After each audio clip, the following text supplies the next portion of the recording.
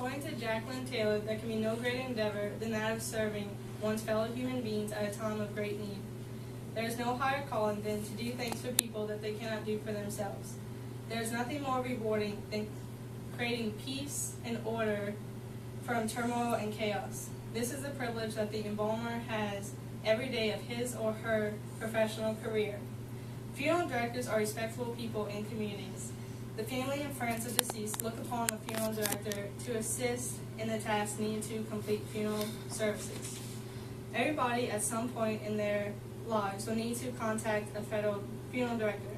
Because only a handful of people can perform the task of a funeral director, people misunderstand the profession, as reported by Robert G. Mayer, an embalmer and funeral director. A funeral director's job often entails the embalming and burial of the dead, as well as the planning and arrangement of the actual funeral ceremony. Embalming a body can seem gory to people who don't understand the concept of embalming. Absurd ideas about how people are embalmed have created the wrong idea about the profession. The purpose of the funeral director to embalm a body is to temporarily preserve the body and to prevent further decomposition.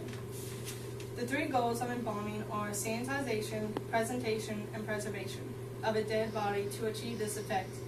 Embalming consists primarily of removing all blood and gases from the body and the insertion of a disinfecting fluid.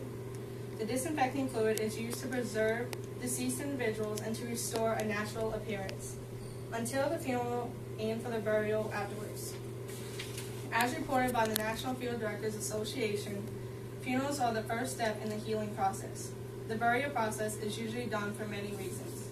Burial practices are the people's way of demonstrating respect for the dead and to prevent the possibility of the walking dead. The most common place to be buried is in the cemetery in the ground. Although the cemetery is the more likely place to be buried, there are many more places, such as someone's private property or by sea. If a person does not want to be buried, they can choose to be cremated. Cremation is the process of burning a body to the form of gases and bone fragments. When a person is cremated, the ashes can then be saved in an urn, where the ashes can be transported wherever the possessor travels. Arranging these methods is the job of the funeral director. When making arrangements for the funeral, the family sits down with the funeral director to discuss cost and preference.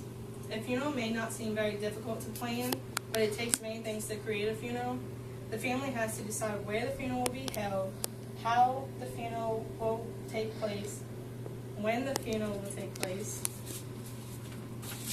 With a funeral, there needs to be a casket that the family must choose. The choice of what flowers and how they will be arranged at the funeral will be a concern as well. Transportation, tombstone, and visitation are just a few other arrangements that will need to be decided. Because of all the decisions that need to be made, a funeral director helps these decisions for the troubled individuals. According to the American Society of Embalmers, it is a great profession that serves people during one of the most difficult times of their lives. Funeral directors are known for their profession with handling the dead, but there is more to it than that. They know how to connect with people, how to comfort people, and how to help people.